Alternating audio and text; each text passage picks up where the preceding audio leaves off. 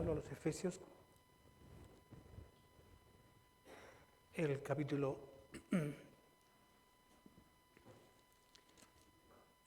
4,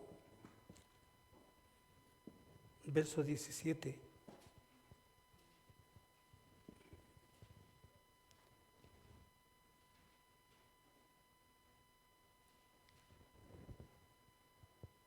Al 24.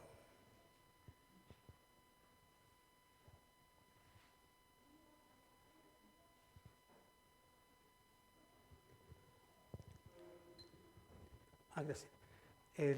Carta de Pablo a los Efesios, capítulo 4, del versículo 17. No voy a tomar gran parte del capítulo porque si no lo voy a sacar de contexto. ¿Sí? Oremos, Señor y Padre, gracias por este momento de abrir tu palabra y que esta, Señor, virtuosamente nos pueda brindar, Señor, el deseo y el anhelo de poder ser alimentados por ella.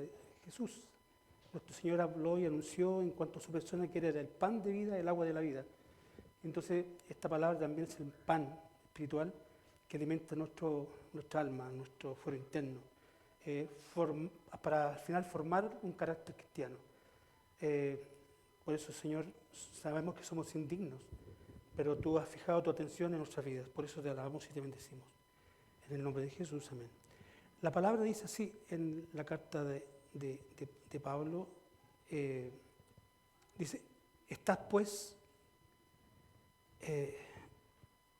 esto pues digo y requiero en el Señor, que ya no andéis como los otros gentiles que andan en la vanidad de su mente, teniendo el entendimiento entenebrecido, ajenos de la vida de Dios, por la ignorancia que en ellos hay, por la dureza de su corazón, los cuales después que perdieron toda sensibilidad se entregaron a la lascivia para cometer con avidez toda clase de impureza, mas vosotros no habéis aprendido así a Cristo, si en verdad le habéis conocido o le habéis oído y habéis sido por él enseñados, conforme a la verdad que está en Jesús. En cuanto a la pasada manera de vivir, despojaos del viejo hombre que está viciado conforme a los deseos engañosos, y renovaos en el espíritu de vuestra mente, y vestidos del nuevo hombre, creado según Dios, en la justicia y santidad de la verdad. Hasta ahí, hermano. Se dice que esta carta es como el Everest, es como la más gran altura que Pablo, en cuanto a escritura, pudo desarrollar y componer. Es como los opus magnum, que es la grande escrito de Pablo. Otros han dicho que es la quintesencia del apóstol en cuanto a escritura. Tanto Romanos, lo he dicho otras veces, como Efesios y Gálatas son la columna vertebral de la fe cristiana, donde la iglesia se sostiene. Estos textos que aparecen aquí están describiendo, después de que Pablo, a través de sus instrucciones de doctrina y teología a la iglesia, porque básicamente los primeros capítulos de cada carta que Pablo elabora y escribe, la escribe justamente para abordar enseñanzas basales del cristianismo, especialmente en aquel tiempo, cuando el cristianismo emerge en un mundo pagano, politeísta, muchas deidades, y con la moral tremendamente caída, un deterioro moral, y el Evangelio irrumpe casi como un haz de luz, casi como un tónico, un bálsamo que en esos hombres, esas mentes, en esos tiempos, vino a edificar los corazones. Probablemente esto, y gradualmente en el tiempo se ha ido disminuyendo, la sociedad cada vez está más secularizada, hay un pluralismo en todos los aspectos de la vida. Yo digo creer en algo, tú dices creer en otra cosa, como hay un relativismo, mi fe o la fe que postula la iglesia o el credo que postula la iglesia no tiene ningún sentido frente a otras realidades. Bueno, esto casi se replica, lo que está ocurriendo ahora se replica en los tiempos de Pablo, en los tiempos de que él empezó a predicar el Evangelio. Osadamente, él entendió el mensaje, él entendió el llamado, que no solamente para Palestina, sino que para todo el mundo. Decía la vez pasada que Pablo pescaba un barquito, había un barquito ahí en una ribera, lo tomaba y ya empezaba, ¿cierto?, a viajar en él porque sabía que alguien tenía una necesidad del Evangelio más allá. Entonces, en ese contexto, es una realidad tremenda. Nosotros de repente vivimos un Evangelio muy cerrado, en cuatro paredes, y no nos damos cuenta o no queremos darnos cuenta de lo que está ocurriendo a nuestro alrededor. Pablo era osado en el sentido de que no se restringía, ¿cierto?, a un templo, a una sinagoga, que fueron muy ocupadas por la iglesia de los primeros siglos, el avance del cristianismo ocupaba la sinagoga, sino que él sabía que el Evangelio era para todo el mundo.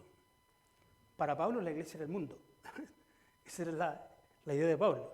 Entonces por eso hizo lo que hizo, por eso escribió lo que escribió y por eso entregó toda su vida al ministerio, porque sabía que el mundo era una cloaca.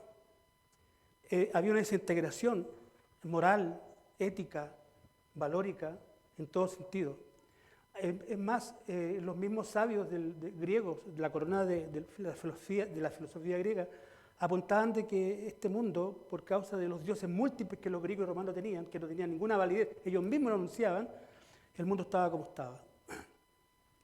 Entonces, no ajeno a esta realidad, Pablo predica el Evangelio, porque el Evangelio es poder de Dios para salvación. ¿Amén? Porque el Evangelio en aquel tiempo y siempre ha sido poder de Dios para salvación. Y solamente el hombre, para ser redimido de la culpa, del que hablábamos recién, el Salmo 51, ten piedad de mí, oh Dios, conforme a tu misericordia, porque yo he pecado, para ser librado de esa culpa, ¿cierto?, que es como una espada de Damocles sobre nuestra vida, la culpa, el Señor la quita a través de su sacrificio, la salvación. Entonces, para que el hombre sea redimido en aquel tiempo, y siempre en la historia de la iglesia, o la historia del hombre, tiene que tener un encuentro con el Señor. Pablo, el escritor aquí, lo tuvo. Él, si habla su testimonio, lo dice y lo narra de primera fuente. A él nadie le contó de una experiencia mística, no, él tuvo un encuentro con Cristo. Y eso es lo que el creyente, eso es lo que la iglesia ha de anunciar y ha de mostrar. Es importante la ética, es importante la teología, es importante muchas cosas en la iglesia, pero lo más importante que tenemos que anunciar es que tenemos que nacer de nuevo. Pablo nació de nuevo y por eso entregó lo que entregó. Su vida tuvo un giro de 180 grados, y eso fue lo espectacular, y eso fue lo esencial. Y escribe 14 epístolas del Nuevo Testamento, imagínense, 14 escritos del Nuevo Testamento. Y aquí está escribiéndole a los creyentes que estaban allá en Éfeso, iglesias pequeñas, comunidades pequeñas, ¿cierto? Y un gran desafío porque él fue a plantar iglesias donde no había ninguna esperanza. Había una religión, quizás la más grande, que era la adoración a Diana de los Efesios, una de las 7 maravillas del mundo, tremendas columnas, el gran templo, y solamente cuentan los mismos relatos bíblicos, la carta de Hechos de los Apóstoles, que la predicación de Pablo provocó tanto resquemor y tanto impacto en la sociedad de Éfeso que muchos dejaron de ir a los templos. O sea, la concurrencia al templo pagano de Diana de los Efesios dejó de tener asistencia. Los plateros que vendían imágenes de esta diosa, igual que muchas veces cuando uno pasa a una iglesia católica, hay personas que venden imágenes, ¿cierto?, a la afuera de la iglesia. O sea, como que se repite la historia, el paganismo. Entonces, Pablo le ponchó el negocio, de alguna manera, y se enojaron y se enfadaron y querían matarlo. Bueno, eso ocurre en la carta del libro de los Hechos, capítulo 16 en adelante, cómo llegó Pablo con su evangelio a Éfeso y abrió iglesias y hizo un tremendo trabajo. Pero cuando Pablo escribe esta carta, él está encarcelado. Yo creo que gran parte de la vida de Pablo fue llevado a la cárcel. Y me llama la atención cuando en la carta de Romanos dice, no me avergüences el Evangelio porque el Evangelio es poder de Dios. Pero Pablo, ¿cómo puede afirmar que el Evangelio es poder de Dios y que no te avergüenzas? Porque prácticamente toda gran parte de tu vida ha sido apaleado, ha sido escupido, ha sido llevado a cárcel, ha sido maltratado. ¿Y cómo puede afirmar que no me avergüenza el Evangelio? porque dice porque es poder de Dios para salvación. Pablo sabía que era un exconvicto, sabía que necesitaba redención, sabía que necesitaba conocer algo diferente de lo que él hasta ese momento había conocido.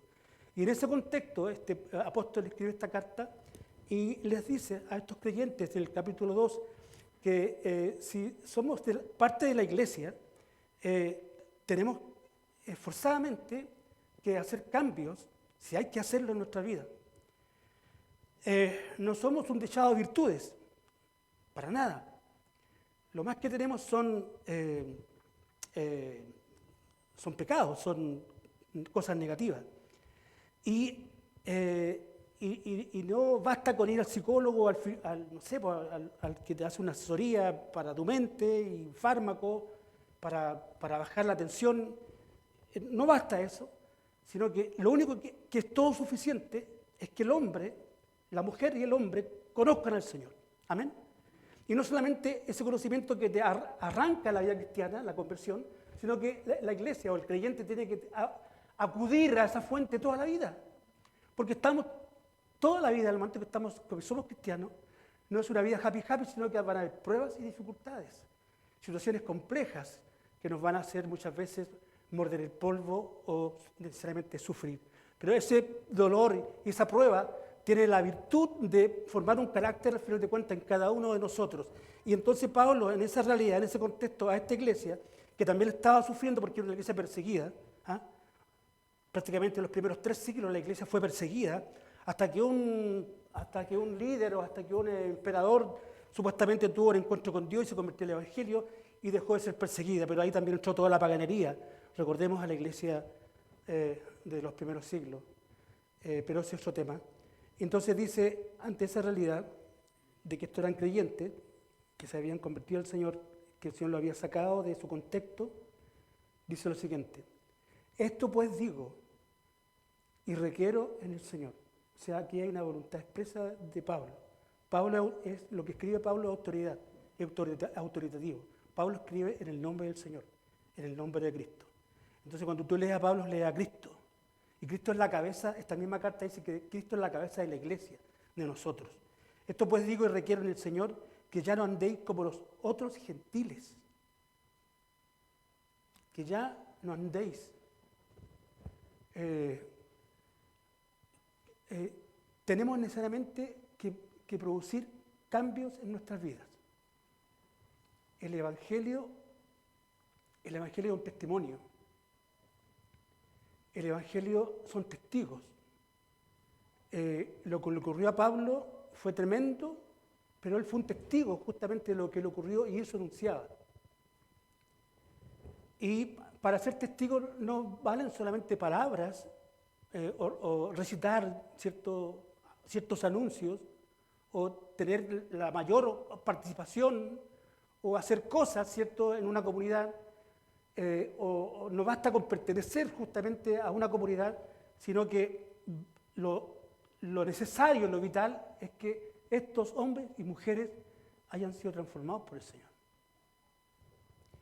Y esa transformación no es algo en el momento, sino que en algunos es un proceso lento en el tiempo, pero se produce.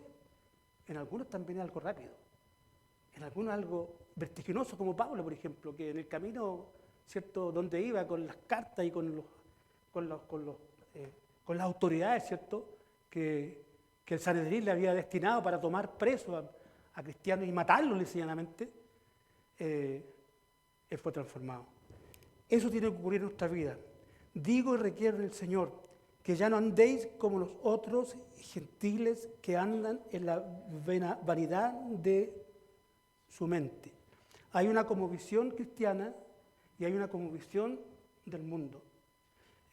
Y no podemos pretender juntarlas, quizás en algunos puntos, porque igual tenemos que ser solidarios. El Señor nos ha puesto en este mundo y nos dice que nos apartemos de este mundo como una vida monástica. Siglo IV, la iglesia de aquel tiempo, ante la corrupción de ese tiempo, se edificaron y existieron los monasterios. Hasta el día de hoy hay monasterios. Si tú vas a Europa encuentras estas iglesias tremendas, estas catedrales vacías, pero en algún tiempo estaban llenas, ¿cierto?, de creyentes y de personas que querían retirarse para evitar el contacto con el mundo. No, el Señor no nos mandó a hacer eso.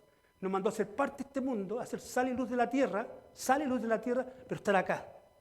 Pero tenemos que mostrar una vida diferente a lo que procuramos dar este mensaje. Entonces, el punto siguiente dice, el primer principio, ya no andéis como los otros gentiles que andan en la vanidad de su mente, las cosas banales. El mundo con toda su genialidad, porque no hay que desconocer de que el mundo, las personas, las artes, la poesía, la literatura, la música, son expresiones del alma, ¿cierto? Son cosas bellas. El Dante, por ejemplo, no sé, pues David, el David que escribe, Miguel Ángel, la escultura grande del David, Picasso, Neruda, Mistral, maravilla, pero aún así todo está caído. Aún así todo está caído. Entonces no nos podemos resguardar el hombre en sus obras, como diría la carta de los Romanos, no por obras, para que nadie se gloríe. Porque si es algo imposible, tremendamente imposible, no tiene ninguna parangón con otra posibilidad, es de que el hombre pueda tener relación nuevamente con un Dios 3 veces santo. Solamente el Evangelio. Hay una canción que dice, hay poder, poder, sin igual poder en Jesús. ¿Te acuerdas? Que murió. Hay poder, poder, sin igual poder en la sangre del Señor. Solamente en Cristo. Solamente en Cristo, solamente en Él hay salvación. Otro canto también. Entonces, hay que entender eso. Y hay que entenderlo ahora que también somos cristianos. Porque, insisto, no podemos quedarnos en el tiempo de los laureles. Mira cuando el avivamiento. Cuando era joven iba a campaña evangelística. No, es ahora. Pablo tenía, no sé, Pablo entregó esta palabra hasta que él murió. Y él murió decapitado, según la historia. Entonces, teniendo el entendimiento entenebrecido, ¿quiénes tenían el entendimiento entenebrecido? Los gentiles. El mundo tiene un entendimiento, un conocimiento, por más grande que este sea, pero está entenebrecido. Es como una mancha indeleble en el corazón del hombre. Tú conoces lo indeleble, las máquinas, las tarjetas tienen algo, unos números indelebles que no se zafan. Y puedes meterla ahí en el cajero y sale todo lo que... El pecado es como una mancha indeleble que afecta al núcleo del corazón. Alguien dijo por ahí, estamos podridos. Esa es la condición del hombre. Esa es la radiografía que Cristo a través de Pablo hace. No nos podemos sorprender porque cuando Pablo desarrolla la carta a los Romanos capítulo 1 describe justamente cómo es la situación cultural, social, familiar y del pecado, cómo afecta a cada área del ser humano. Pero dice que el Evangelio es poder de Dios para salvación. Teniendo el entendimiento entenebrecido, ajenos de la verdad de Dios, por la ignorancia que hay en ellos, versículo 18, por la dureza de su corazón, los cuales, después que perdieron toda sensibilidad, se entregaron a la lascivia para cometer con avidez toda clase de impureza. Pero dice el apóstol, y requiere el Señor que ya no andemos como aquellos. Y si éramos parte de aquellos, que lo éramos, muchos, ya no puedo volverme atrás. Volver a tener las mismas características. Porque cuando Pablo está escribiendo esta carta, ya no le está escribiendo a gentiles, sino que le está escribiendo a creyentes, a cristianos. Y tenemos las herramientas y los instrumentos para justamente echar mano para poder vivir esta vida, como alguien diría por ahí, a concho, ¿cierto? Con pasión, con fervor. ¿Te ha tocado cuando llegas a la iglesia de repente que sientes una pasión por estar aquí, por el Señor, por escuchar su palabra, cantar corito, alabanza, estar con los hermanos? Y nos damos cuenta que lo que tenemos a nuestro alrededor, que está complicado.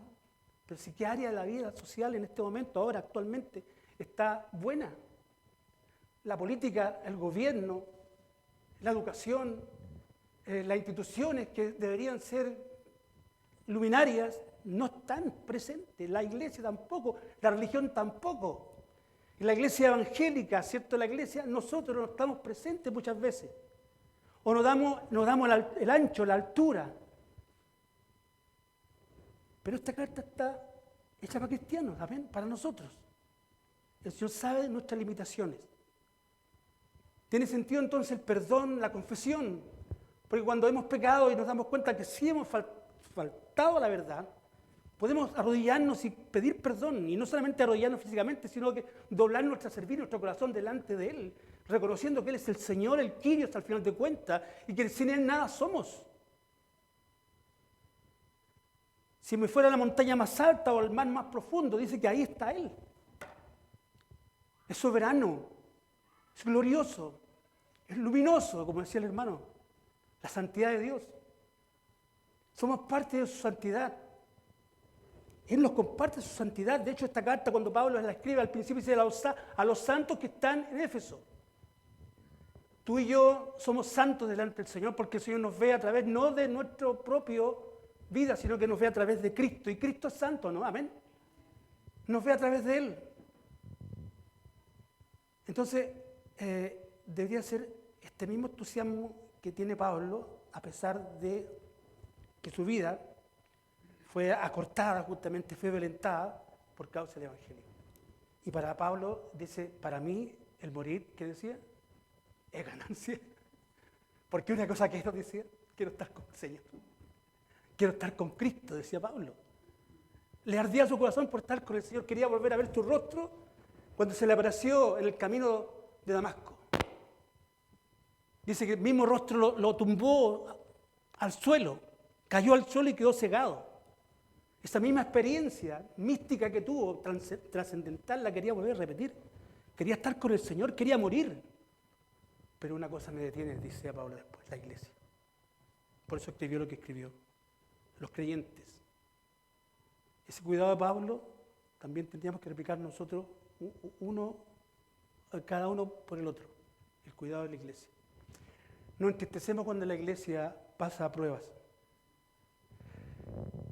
Nos entristecemos cuando un hermano se va a la presencia del Señor también. Nos entristecemos cuando la iglesia se divide. Nos entristecemos cuando en la iglesia surgen situaciones. Pero eso nos tocó. El Señor nos llamó no solamente a amarle a Él, sino que también a amar a nuestro prójimo.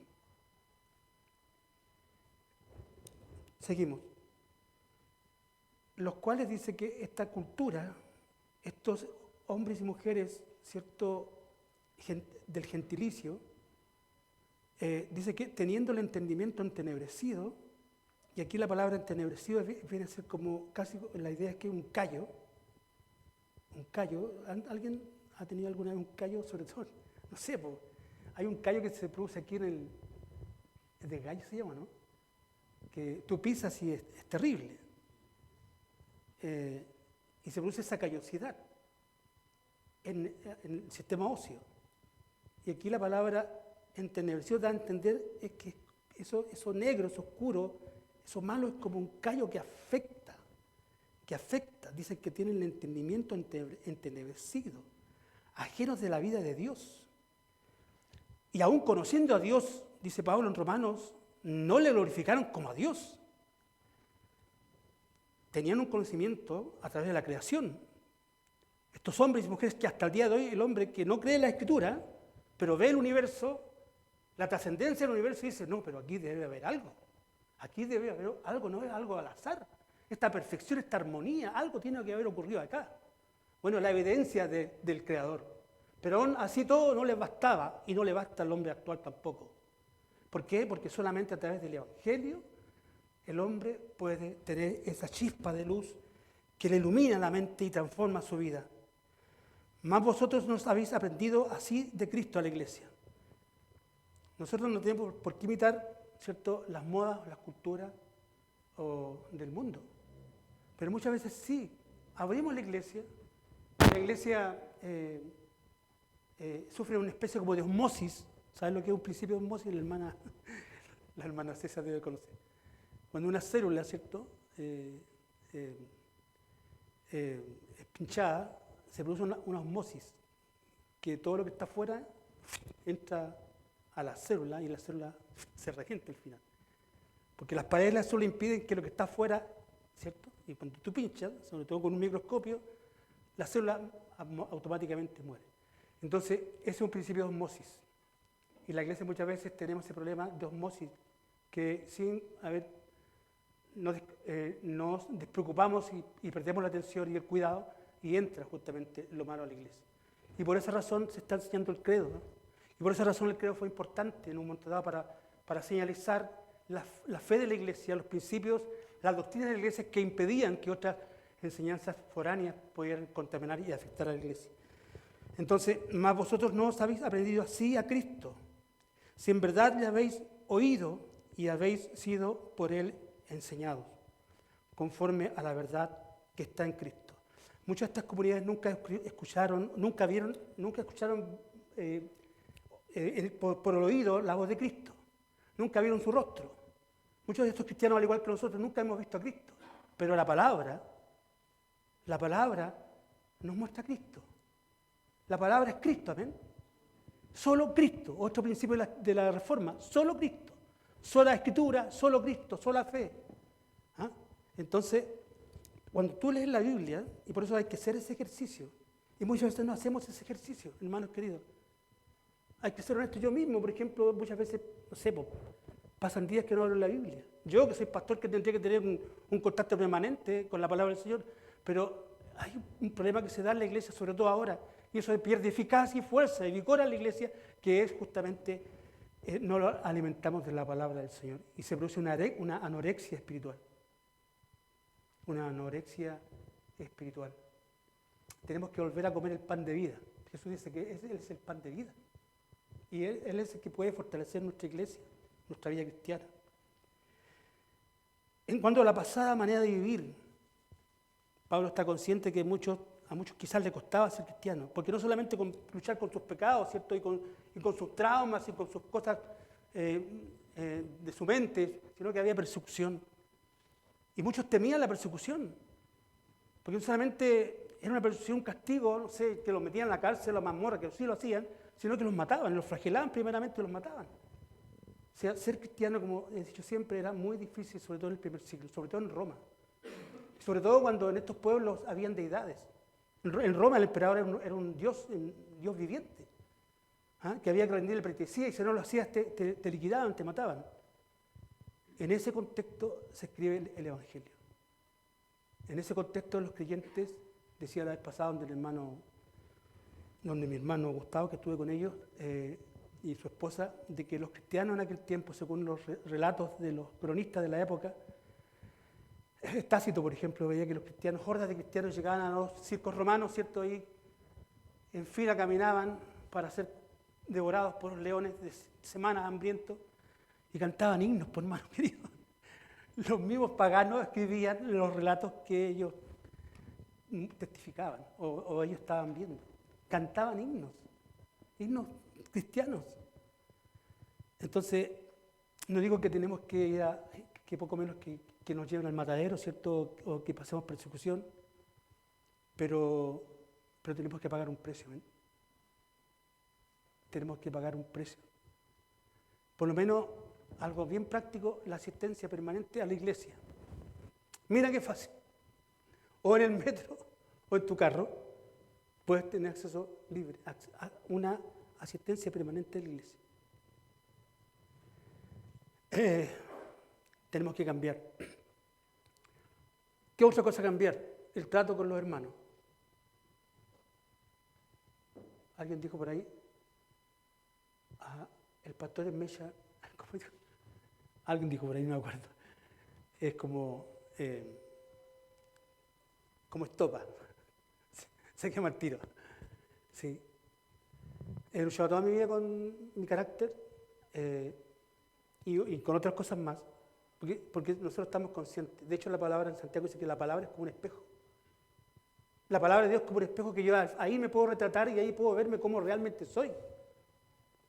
Entonces, tenemos que luchar con nuestras conductas, nuestro carácter y muchas cosas que tenemos que cambiar. A eso estamos convocados, a eso también estamos llamados. Por eso dice, en cuanto a la pasada manera de vivir, despojados del viejo hombre. Del viejo hombre, que hay una figura, ¿cierto?, retórica que Pablo usa. Hay una figura, un carácter que tiene que desecharse ligeramente. Desecharse ligeramente, porque si no vamos a tener problemas. Entonces no sacamos nada comunidad de la iglesia el día domingo y mostrar la pantalla, pero por debajo está, alguien diría, la chacra. De hecho, Pablo habla justamente de algo muy importante de la vida del creyente, y toda la vida, no solamente el cristiano, sino que el hombre que no conoce a Cristo, el tema de la familia, el comportamiento del hombre y el comportamiento de la mujer. Dice que la mujer tiene que someterse a su marido, pero que el hombre tiene que amar a la mujer como un vaso frágil. Entonces hay conductas muchas veces en nuestra vida, aun siendo cristianos, que no respetamos. Y estamos haciendo mal. Y estamos comportándonos igual que el mundo, que está afuera. Y esto es muy difícil, hermanos queridos, no es un juego de niños. El ser evangélico, ser parte del evangelio, no es un juego de niños. Es más, la carta en el capítulo 6, esta misma carta Pablo habla de que para llevar a cabo todo esto, tenemos que ponerlo a la armadura de Dios. O sea, hay tanta resistencia, hay tanta lucha feroz, hay una lucha espiritual que no tiene tregua, no da tregua. El enemigo y todos sus demonios, ¿cierto?, están de alguna manera empicados sobre cada uno de nosotros, porque no quiere que crezcamos en la gracia y en el conocimiento de nuestro Señor Jesucristo, y nos pone cebos permanentemente, nos tienta, nos seduce.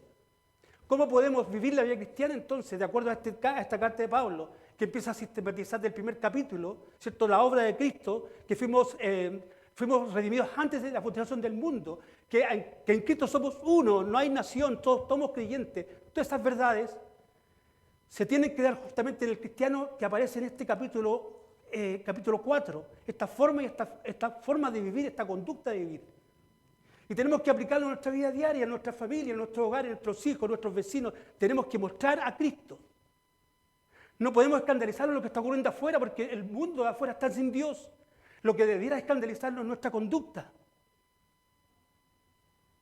Eso debería escandalizarlo y por lo menos darnos cuenta que estamos mal para reponer y reparar el camino y enredarnos nuevamente. Pero insisto, Pablo no es por nada que escribe en el capítulo 6 que tenemos que vivir y poner una armadura. Quizás esta carta que él está escribiendo en la cárcel está viendo un soldado romano que era su guardián porque lo estaba custodiando porque estaba preso. Y en esa meditación porque Pablo no está aquí escapando, sino que está de alguna manera meditando en lo que está haciendo porque está preso. Si bien es cierto, es un escarcelamiento en un hogar, pero estaba detenido, estaba custodiado por un grupo de soldados. Y quizás viendo al soldado romano,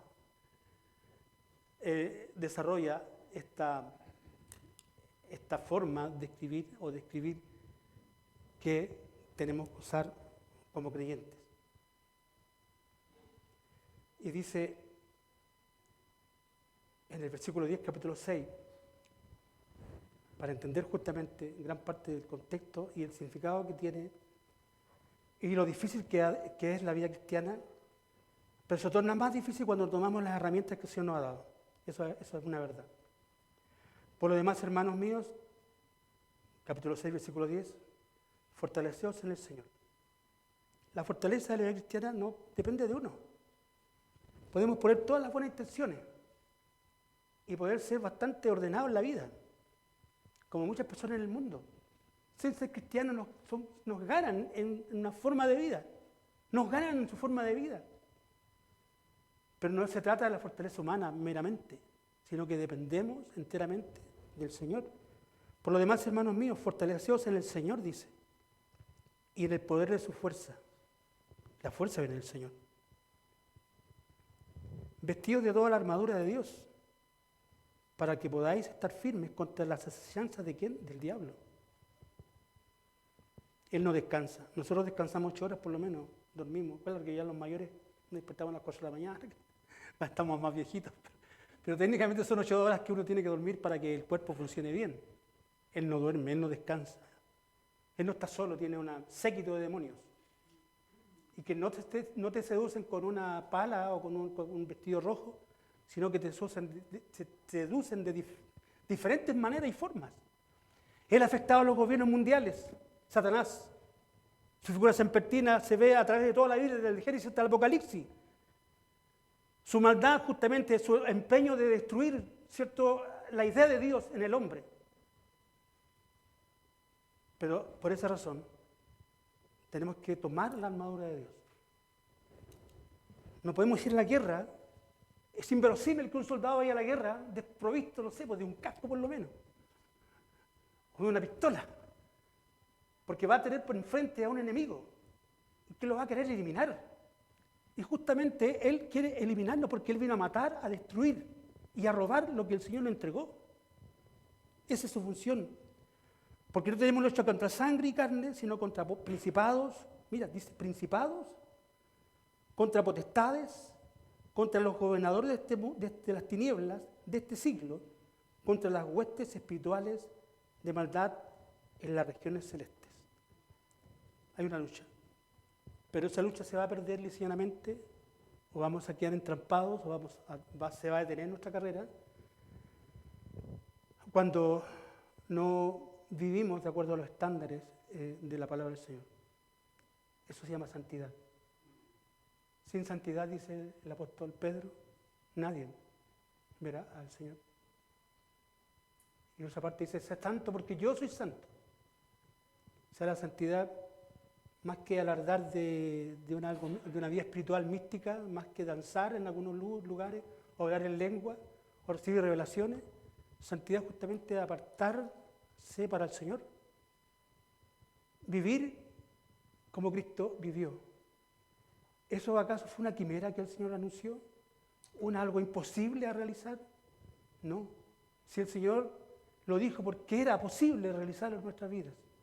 Pablo lo vivió, Pedro lo vivió, y cientos de miles de cristianos a través de la historia lo han vivido en experiencia propia. Hermanos, estamos llamados justamente a eso. No tendría ningún sentido de estar aquí todo el tiempo y no haber cambios radicales en nuestras vidas. Tenemos que empezar por casa, amén. Que la palabra del Señor nos ayude en este día y en la semana y todo el tiempo que sea necesario. Oremos, Señor y Padre. Queremos darte gracias porque tú hablas verdad, Señor. Tú hablas a nuestra mente y a nuestro corazón. Tú hablas, Señor, justamente a esas cosas que muchas veces no mostramos o nos sentimos avergonzados cuando son en público, manifiestas. Pero cuando son en oculto, no hay nadie que nos observe o que esté emitiendo un juicio. Pero tú lo ves todo, Señor. Tú eres el Dios trascendente, inmanente, Señor. Tú estás en todo lugar y por esa razón, con mayor razón deberíamos gozarnos y sentirnos alegres de que contamos con tu presencia permanente en nuestra vida. Pero como dice la palabra, tenemos que procurar despojarnos cada día de lo viejo para tomar lo nuevo. Bendice a nuestra congregación, a tu iglesia en esta mañana. En el nombre de Jesús, amén y amén. Que el Señor nos bendiga fuertemente. Hermano.